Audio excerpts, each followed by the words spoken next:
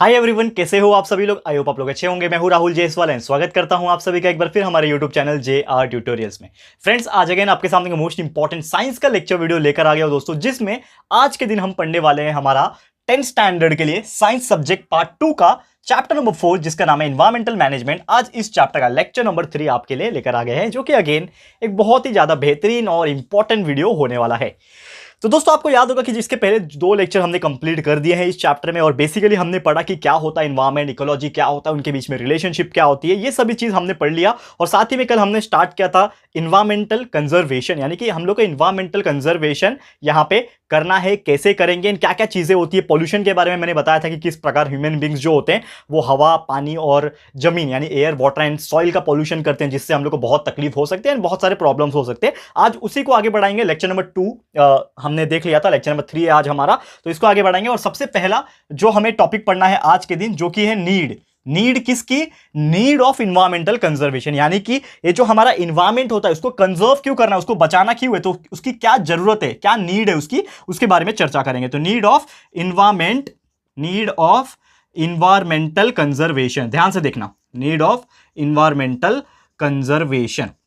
अभी जो टॉपिक है नीड ऑफ इन्वायरमेंटल कंजर्वेशन, इसके बारे में चर्चा अगर करें तो देखो, इन्वायरमेंट एक ऐसा चीज है, अगर हम बात करेंगे, जो कि हमें कंजर्व करना बहुत नेसेसरी भी है और बहुत हमारे लिए जरूरी भी है। एज ए सेल्फिश, हम लोग बोलते हैं ना, अगर हम इंसान सेल्फिश बन जाए तो भी हमारे लिए जरूरी है, और सेल्फिश बन जाए तो हम तो खत्म तो कर ही रहे, लेकिन हमारा अगर हमको जिंदा रहना है, हमारे इंसानियत का वजूद अगर बचा के रखना है जनरेशन बाय जनरेशन, यानी कि आज से 100 साल बाद, 200 साल बाद इंसान को जिंदा अगर रहना है, तो इन्वायरमेंटल को कंजर्व करना होगा, यानी कि इन्वायरमेंट को बचाना जरूर से होगा। कैसे करेंगे, क्या करेंगे, चर्चा करेंगे, लेकिन और भी कुछ नीड्स के बारे में चर्चा करेंगे। सबसे पहले यहां पे अगर हम बात करें कि हमें इन्वायरमेंट क्यों बचाना है, सबसे बड़ा फैक्टर यह है कि to maintain the balance in nature, to maintain the balance in nature. देखो, ये पॉइंट्स मैं बता रहा हूं, ये आप लोग नोट डाउन भी कर सकते हैं, बहुत इंपॉर्टेंट चीज है, to maintain the balance in nature. अब ये क्यों बोला मैंने कि नेचर का बैलेंस मेंटेन करने के लिए हमें एनवायरमेंट बचाना होगा। लेट्स सपोज एग्जांपल के तौर पे बात करें, अगर कि यार अगर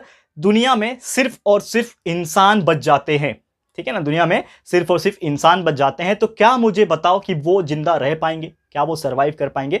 the answer is completely no, वो जिंदा नहीं रह पाएंगे। बहुत सारे लोग बोलते हैं यार बहुत सारी जितने भी अर्थ के ऊपर चीजें हैं उसको यूटिलाइज कर लेते हैं, बहुत आगे निकल जाएंगे, सबके पास पैसा ही पैसा होगा, सब लोग करोड़पति होंगे, किसी के पास कोई गरीब नहीं रहेगा, कोई खाने बिना नहीं मरेगा। क्यों नहीं खाने बिना मरेगा? अगर सिर्फ इंसान रह जाते हैं तो what about the other things, other creatures, other plants, what about them? कौन सोचेगा उनके बारे में? ये जो हम बार बार चिल्ला चिल्ला के बोलते हैं इन्वायरमेंट को बचाना, इन्वायरमेंट को बचाना, तो इन्वायरमेंट में कौन आता है? सबसे इंपॉर्टेंट तो प्लांट्स ही है।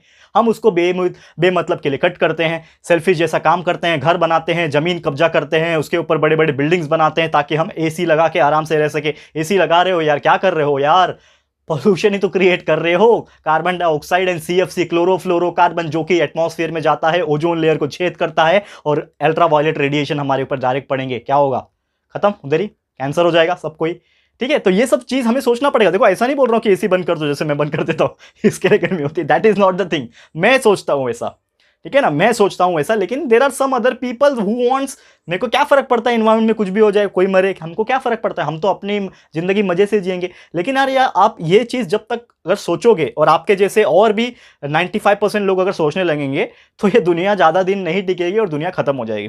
तो टू मेंटेन दैट थिंग, यानी कि जितने जरूरी प्लांट्स है उतना ह्यूमन बींग जितने हैं उतने प्लांट्स भी है, क्योंकि हमें ऑक्सीजन वही देते हैं, हमें छांव वही देते हैं, हमें मेडिसिनल चीजें वही देते हैं। तो अगर वो नहीं रहेंगे तो हमारा वैसे भी भविष्य खतरे में, हम ऑक्सीजन नहीं ले पाएंगे, बहुत सारी चीजें यूज नहीं कर पाएंगे। और सबसे इंपॉर्टेंट चीज ये हो जाएगा कि लेट्स सपोज एग्जांपल के तौर पे, अगर आपने सब जंगल काट दिए तो जंगली जानवर कहां जाएंगे बेचारे? आके सड़क पे घूमेंगे, आपको मार के खाएंगे, है कि नहीं? होता है कि नहीं? जहां पे आपने देखा होगा, जहां पे फॉरेस्ट्रेशन कट वगैरह करते हैं यहाँ पे, ठीक है ना, तो जब कटिंग किया जाता है फॉरेस्ट का, तो जो जंगली जानवर होते हैं, लेट्स सपोज लायन, टाइगर वगैरह होते हैं, वो बेचारे का घर जो है वो चला गया। अब कहां जाएंगे वो? घूमेंगे, सड़क वगैरह पे घूमेंगे। हो सकता है सड़क वगैरह घूमने के बाद उनको भूख लगे एंड आसपास उनको कोई भी इंसान की बस्ती दिखे और वहां पे पहुंच गए और वहां पे जाके इंसान को खा लिया उन्होंने, तो क्या कर सकते हो आप लोग? Because you can not fight with lion and tiger, because we are not being capable of fighting with the lion and tiger and some other big animals, wild animals। हम नहीं रह सकते, हम झगड़ा नहीं कर सकते उनसे, लड़ाई झगड़ा नहीं कर सकते, हमको मार के खा जाएंगे। समझ में आ रहा है? तो इसके लिए माफ करना, ठीक है, थोड़ा गला का इशू चल रहा है। तो इसके लिए हमें ये जो नेचर है इसको मेंटेन करने के लिए हमारे एनवायरनमेंट को कंजर्व करना बहुत ज्यादा जरूरी है, ठीक है। और क्या जरूरी है दोस्तों? To protect biodiversity, to protect biodiversity. देखो यहां पे ध्यान से क्या बोल रहा हूं मैं, टू प्रोटेक्ट बायोडिवर्सिटी। देखो मैं हर एक पॉइंट डीप में क्यों जा रहा हूं, क्योंकि ये चैप्टर आपके लिए बहुत इंपॉर्टेंट है। बहुत सारी चीज ऐसे होते हैं जो थोड़ा कम पढ़ोगे तो भी अच्छा है, लेकिन ये मैं जितना डीप हो सके उतना पढ़ाऊंगा, भले ही इसके लिए 10-15 लेक्चर क्यों ना लग जाए, ठीक है, चलेगा, कोई प्रॉब्लम नहीं आपको। अपना बस अभी वैकेशन ही चल रहा है, अभी तो शुरुआत भी नहीं हुआ है ना आपकी एकेडमिक का, अभी तो वैकेशन ही चल रहा है और ऑलमोस्ट 95% सिलेबस हमारा पहले से कंप्लीटेड है। जो बचे कुचे हैं वो तो मैं वो पढ़ा रहा हूं, ठीक है ना। तो यहां पे हम जो बात कर रहे हैं यहां पे लगभग बायोडिवर्सिटी की। बायोडिवर्सिटी का मतलब क्या होता है? विभिन्नता। विविधता मतलब वैरायटीज। अगर आप अर्थ पे देखोगे तो लगभग करोड़ों टाइप के स्पीसीज होंगे, यानी प्लांट्स और एनिमल, माइक्रो ऑर्गेनिज्म, छोटे छोटे गिन ले, कीड़े मकोड़े गिन ले, करोड़ों टाइप के ऑर्गेनिज्म प्रेजेंट है, करोड़ों टाइप की जिंदगियां प्रेजेंट है। तो कितना डाइवर्सिटी है हमारे में। कौन सा डाइवर्सिटी? बायोडाइवर्सिटी। बायो मतलब लाइफ, यानी लाइफ में कितनी सारी डाइवर्सिटी है। तो लेट्स सपोज अगर आप एनवायरमेंट को नहीं बचाते हो, एनवायरमेंट बहुत खतरे में, पॉल्यूशन लेवल इतना बढ़ गया है, तो बहुत सारे ऐसे लोग हैं, यानी लोग मतलब कौन से लोग, मैं बात कर रहा हूं ऑर्गेनिज्म, बहुत सारे ऐसे ऑर्गेनिज्म है जो सर्वाइव नहीं कर पाएंगे, प्लांट सूखने लगेंगे, बहुत सारे छोटे छोटे माइक्रो ऑर्गेनिज्म जिंदा नहीं रह पाएंगे, बहुत सारे ऐसे एनिमल्स है जो सर्वाइव नहीं कर पाएंगे, ह्यूमन बींग्स भी बहुत सारे सर्वाइव नहीं कर पाएंगे। कहीं ना कहीं हमारा इकोसिस्टम एनवायरमेंट जो है वो पूरा डिस्टर्ब हो जाएगा, जिसके वजह से हमारा बायोडिवर्सिटी जो है उसको हम लोग यहाँ पे प्रोटेक्ट नहीं कर पाएंगे। इसीलिए हमें एनवायरमेंट कंजर्वेशन करना है, सो दैट हम प्रोटेक्ट कर पाएंगे बायोडिवर्सिटी को। समझ में आया? तीसरा पॉइंट और क्या हो सकता है, क्यों जरूरी है हमें एनवायरमेंट को बचाने को, ठीक है। तो सबसे important, to save the natural, या फिर हम लोग बोल सकते हैं कि जो आर्टिफिशियल और नेचुरल प्रॉब्लम्स है इसको हम सेव कर सके। क्या कर सके? टू सॉल्व, ठीक है ना, to solve the natural and artificial, ठीक है ना, आर्टिफिशियल और नेचुरल प्रॉब्लम्स जो है जो हमारे साथ हो सकते हैं इसको सेव करना। To solve the natural and artificial problems. क्या होता है ये natural artificial problem? Natural problem क्या होता है? कभी सोचा है दोस्तों कि बहुत सारे बार ऐसा होता है कि ग्लोबल वार्मिंग की वजह से, यानी कि जो पोल्यूशन लेवल बढ़ जाता है उसके वजह से बहुत ज़्यादा गर्मी होती है, जैसे कि मुझे अभी हो रही है, ठीक है ना। मेरा तो चलो वो प्रॉब्लम है, ठीक है ना, प्रॉब्लम नहीं है वो, लेकिन मुझे स्वेट ज़्यादा होता है, ठीक है ना, वो that is a different thing, ठीक है। मेरे को ऐसी में भी खड़ा कर दो, मैं ज़्यादा बोलूँगा, गर्मी अंदर प्रोड्यूस होगी, मेरी बॉडी के अंदर हीट ज़्यादा प्रोड्यूस होता है तो पसीना निकलता है, ठीक है। तो ये एक अलग चीज़ है। अब यहाँ पे मैं जो बात बोल रहा था आपको, क्या बोल रहा था कि लेट्स सपोज कार्बन डाइऑक्साइड का लेवल बहुत बढ़ गया मतलब बहुत बढ़ गया, तो क्या होगा? ठंडी आएगी कि गर्मी आएगी? ऑब्वियसली गर्मी आएगी। अगर नोटिस करोगे ये समर का टाइम ही चल रहा है, अप्रॉक्सीमेटली बारिश आ गया अभी, लेकिन एग्जैक्टली जो समर चलता है उसमें यार 40-45 डिग्री तक पहुंचता है टेम्परेचर, तो हमारी हालत खराब हो जाती है यार। हम सोचते हैं बारिश कब आएगा, ठंडी कब आएगा, लोग एसी चला के बैठ जाते हैं, करेक्ट है। लेकिन वही सोचो, जब हमने अपना एनवायरनमेंट को ही ध्यान नहीं दिया, हमारा पोल्यूशन लेवल के ऊपर ध्यान नहीं दिया और ये बढ़ते गया, कार्बन डाइऑक्साइड डिपोजिट होते गया, ग्लोबल वार्मिंग बढ़ते गया, तो क्या हो जाएगा? एक टाइम ऐसा आएगा कि हमारा टेम्परेचर 50 डिग्री तक भी जा सकता है, 55 डिग्री तक जा सकता है। और आपको पता होगा कि जितना ज्यादा टेम्परेचर जाएगा, हमारे जो ग्लेशियर्स प्रेजेंट है हमारे अर्थ के, पता है ना आपको, 70% पानी है और पानी के अंदर ही ग्लेशियर्स बड़े बड़े प्रेजेंट है। स्नो के क्या बोलते हैं? ग्लेशियर्स को, बड़े बड़े, उसको हिंदी में आई डोंट नो व्हाट क्या बोलते हैं, लेकिन आप समझ लो बर्फ के पहाड़। ग्लेशियर मतलब क्या होते हैं? बर्फ के पहाड़ जो प्रेजेंट है अंटार्कटिका, आर्कटिक, बहुत सारी जगह पे आप देखोगे, साउथ बोल रहा हूँ, वेस्टर्न कंट्रीज में, तो वहां पे आप देखोगे ये चीज आपको देखने मिलेगा, ठीक है। तो ये जो चीजें आपको नजर आ रही है, ये जो मैं चीजें आपको, जो मैं बात बोल रहा हूं, अगर आप थोड़ा सोचोगे ध्यान लगा के, तो एक चीज आपको रियलाइज होगा कि ये जो बड़े बड़े जो ग्लेशियर्स होंगे, क्या वो पिघलना शुरू करेंगे? यस, पिघलना शुरू करेंगे, बहुत जल्दी से, तेजी से पिघलना शुरू करेंगे। एंड मेरा सजेशन, या फिर लोग साइंटिस्ट लोग बोलते हैं, मैं तो नहीं बोलता, मैं तो पढ़ के ही बोलता हूं, लेकिन जो साइंटिस्ट है वो क्या बोलते हैं कि अगर हमारा ग्लोबल वार्मिंग बढ़ गया और ये ग्लेशियर्स अगर पिघलना शुरू हो गए ना, और ये पूरी तरीके से, अगर पूरी भी नहीं 50% भी पिघल गए ना, तो हमारा अर्थ जो है खत्म हो जाएगा। क्यों? क्योंकि पूरा पानी पानी हो जाएगा अर्थ के ऊपर, क्योंकि यार ग्लेशियर में इतना पानी है, अगर वो पिघल जाएगा तो हर जगह पानी फैलेगा ना, बाढ़ आ जाएगा, सुनामी आ जाएगा यार, पूरा हर जगह प्रलय आ जाएगा। तो ये चीज कौन बचा सकता है? ये जो नेचुरल चीजें हैं कौन बचा सकता है? हम लोग। कैसे? बहुत सारी चीजों को अभी से ही कंट्रोल करना पड़ेगा, एनवायरनमेंट को अभी से ही बचाना पड़ेगा। आर्टिफिशियल चीजें क्या बचा सकते हैं? जब नेचुरल चीजें ही नहीं रहेगी तो आर्टिफिशियल चीजें लेके क्या करोगे? सीधी सी बात है। तो यहां पे आपको समझना पड़ेगा कि both natural and artificial problem हमें बचाना है, तो एनवायरनमेंट को कंजर्व करना हमारे लिए बहुत ज्यादा इंपॉर्टेंट जरूरी है, ठीक है। और साथ में हमें एनवायरनमेंट को क्यों कंजर्व करना है, जो कि सबसे इंपॉर्टेंट चीज है हमारे लिए, to maintain pollution level. Pollution जो है ये सबसे इंपॉर्टेंट हमारे लिए खतरा है, सबसे बड़ा खतरा है पॉल्यूशन। तो पॉल्यूशन लेवल जो होता है अलग अलग, इसको मेंटेन करने के लिए कैसे मेंटेन करेंगे? अगर बहुत सारे पेड़ पौधे रहेंगे हमारे पास तो पॉल्यूशन हमारा कुछ बिगाड़ नहीं पाएगा, दोनों तीनों तरीके से नहीं बिगाड़ पाएगा। कैसे? अगर बहुत पेड़ है, देखो तीनों पॉल्यूशन का, air water and soil pollution का एक ही इलाज है, जो कि ये पेड़ पौधे लगाना, दबा के लगाओ, हर जगह पेड़ ही पेड़ दिखने चाहिए, बिल्डिंग्स कम दिखने चाहिए, पेड़ ही पेड़ दिखने चाहिए। कैसे? अगर हवा पॉल्यूशन है, हवा पॉल्यूशन यानी कि बहुत सारे गैसेस से कार्बन डाइऑक्साइड ज्यादा है, पेड़ ज्यादा रहेंगे तो कार्बन डाइऑक्साइड को एब्जॉर्ब कर लेगा, फ्रेश ऑक्सीजन छोड़ेगा, इलाज हो गया। एयर पॉल्यूशन का इलाज हो गया कि वो क्या करेगा, हार्मफुल गैसेस यानी कि कार्बन डाइऑक्साइड को एब्जॉर्ब कर लेगा जितने पेड़ रहेंगे। दूसरा क्या होता है? Water pollution. वाटर पॉल्यूशन का सबसे इंपॉर्टेंट, और सबसे इंपॉर्टेंट नहीं बोलूंगा लेकिन one of the reason is soil erosion. Soil erosion नहीं होना चाहिए, तो वो क्या करेगा, यहाँ पे पेड़ जो रूट्स होते हैं वो पकड़ के रखता है और मिट्टी को बहने नहीं देगा, तो both water and land pollution, soil pollution उसको कंजर्व करता है। तो यानी कि इन शॉर्ट एक ही इलाज है कि आप ज्यादा से ज्यादा पेड़ उगाओ। तो ये सब चीज है जो इन्वायरमेंटल कंजर्वेशन के हिसाब से हम लोग क्या इसको मेंटेन कर सकते हैं। अब ये जो इन्वायरमेंटल कंजर्वेशन है, ये क्या हमारी सोशल रिस्पॉन्सिबिलिटी है? आवर सोशल रिस्पॉन्सिबिलिटी, क्योंकि ये हम चीज जो कर रहे हैं, क्या वो हमारी भी रिस्पॉन्सिबिलिटी की खाली गवर्नमेंट देखेगा हमको क्या करना है? सोचो थोड़ा, ये जो चीजें मैंने 10 बार बोला आपको अभी, इतने सारी चीजें, क्या वो हमारी रिस्पॉन्सिबिलिटी भी है या फिर सिर्फ गवर्नमेंट देखेगा, सरकार जो करेगा वही हम फॉलो करेंगे, हम तो अपने घर में आराम से एसी चालू करके बैठेंगे? क्या ये पॉसिबल है? नहीं पॉसिबल है यार, थोड़ा सोचना पड़ेगा ना हम भी। अगर इंडिया में 135 करोड़ पॉपुलेशन है, उसमें से 50% लोगों ने भी अगर ध्यान देना शुरू किया तो यार चीजें वैसे ही बदल जाएगी। बहुत सारी चीजें ऑटोमेटिकली जो है दोस्तों वो चेंजेस आपको नजर में आ जाएगा, ये चीज आपको सोचना पड़ेगा। तो जितना गवर्नमेंट सोचता है उससे आपको 2 कदम आगे सोचना पड़ेगा as a normal human being, तभी आप ये आप कर पाओगे, ये चीज को कंट्रोल कर पाओगे। तो क्या क्या चीजें आ जाती है? जैसे कि आपको पता है कि हमारा अर्थ जो था करोड़ों साल पहले निर्माण हो गया। अर्थ के बहुत सारे लाखों साल, करोड़ों साल के बाद भी ह्यूमन नहीं आए थे, प्लांट्स थे, बड़े बड़े जानवर थे, कुछ और थे, डायनासोर्स हुआ करते थे, पता नहीं क्या क्या स्टोरी है इसके पीछे, बहुत सारे जानवर हुआ करते थे, प्लांट्स हुआ करते थे। तो क्या हमारी अर्थ सही से चल रही थी? बिल्कुल सही से चल रही थी। फिर हुआ ये, एक एस्ट्रॉइड आके गिरा, प्रलय हो गया, सब डायनासोर्स दफन हो गए, मर गए, सब कन्वर्ट हो गए धीरे धीरे। फिर उसमें इंसान आना शुरू हुए, लेम्यूर्स आए, पूरा स्टोरी बताया मैंने बहुत बार आपको लोगों को। तो धीरे धीरे इंसान आ गए। तो इंसान की जो इंटेलिजेंस थी, इंसान का जो ब्रेन था वो ज्यादा डेवलप था, और उसने अपना दिमाग लगा लगा के हर एक स्पीसीज के ऊपर कब्जा करना शुरू किया। यानी कि आज अर्थ का जो मालिक है, इन शॉर्ट अगर मैं बोलूं, ये ह्यूमन बींग्स है ना, मतलब सबसे दिमाग वाला कौन है? Human beings.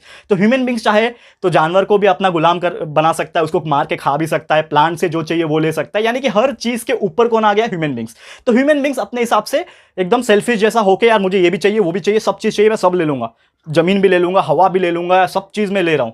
इतना दिमाग वाला है ना इंसान, तो इंसान इतना दिमाग लगा के सब चीज कर लिया, लेकिन एक चीज वो नहीं कर सकता, जो कि है इसको कंजर्व करना। लेकिन अगर वो चाहेगा तो वो बिल्कुल कर सकता है। क्या? इन्वायरमेंट को कंजर्व करना। और ये क्या है? ये हमारी रिस्पॉन्सिबिलिटी है। ठीक है, तो ये चीज आपको ध्यान में रखना पड़ेगा। तो अगर ह्यूमन चाहेगा तो ये सब चीज कर सकता है। इसीलिए ये सब चीज को थोड़ा हद तक रोकने के लिए और बहुत सारी चीज करने के लिए हमारे गवर्नमेंट ने क्या बनाया है? कुछ लॉ बनाए, कुछ नियम बनाए।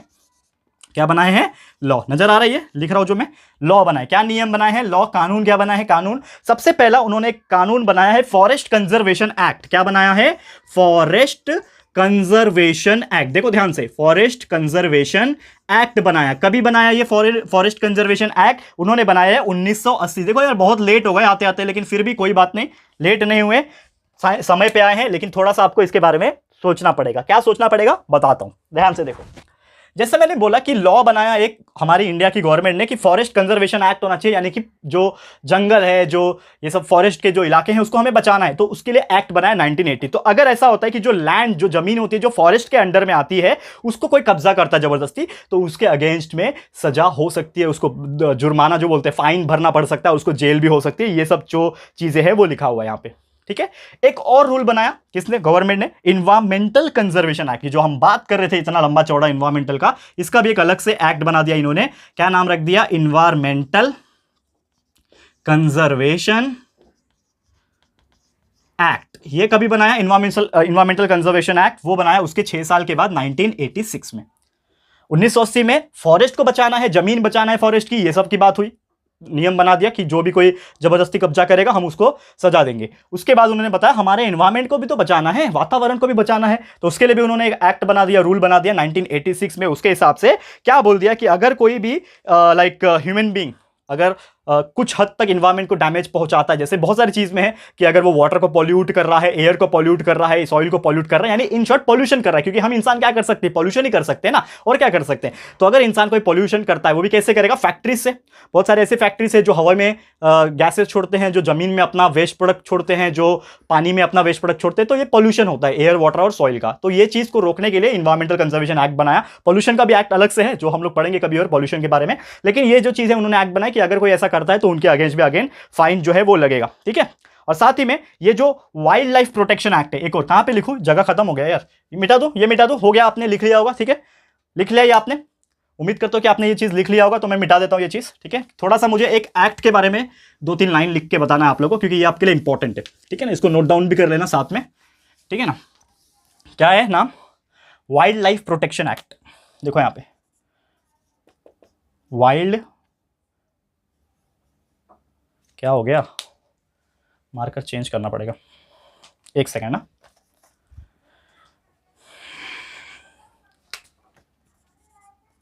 दिख रहा है ये वाइल्ड लाइफ प्रोटेक्शन एक्ट।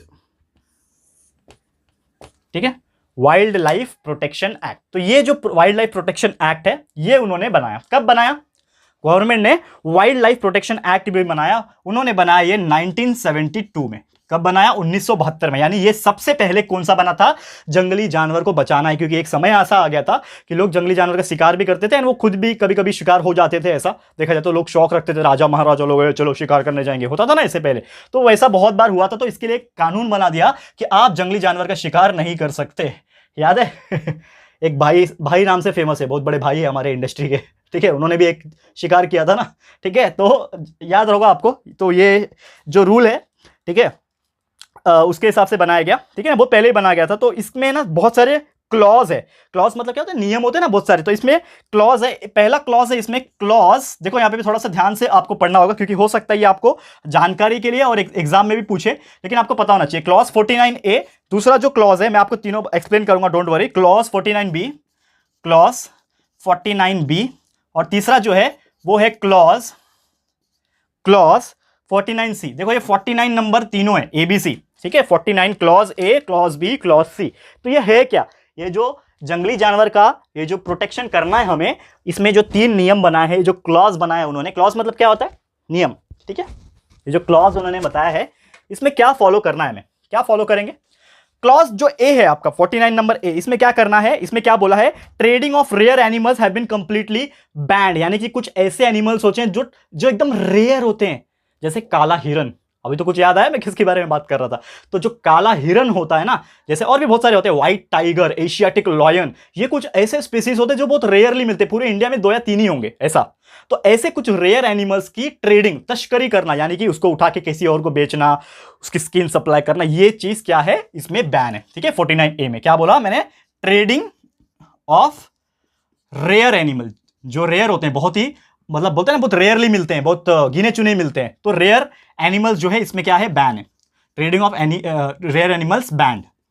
ठीक है, ये एक्ट में, इसको लिख लेना अगर आपको जानकारी के लिए चाहिए तो। उसके बाद में क्लॉज बी की बात करूं तो use of articles prepared from skin और organs of wild animal has been ban. यानी कि कुछ आर्टिकल्स बनाते हैं लोग, चीजें बनाते हैं, जैसे कि लेदर का बनाते हैं ना, आपने देखा होगा, शूज बनाया, बेल्ट बनाया, वॉलेट बनाया। तो ऐसे चमड़े वगैरह का यूज अगर कर रहे हो, articles of skin and organ, यानी कि कोई भी एनिमल का स्किन और ऑर्गन अगर आप यूज करते हो, तो ये चीज क्या किया है, इसमें बैन किया गया है 49B के अंदर। एंड लास्ट में जो क्लॉज नंबर 49C है, इसमें क्या है, disclosure of stock of artefacts made from rare wild animal.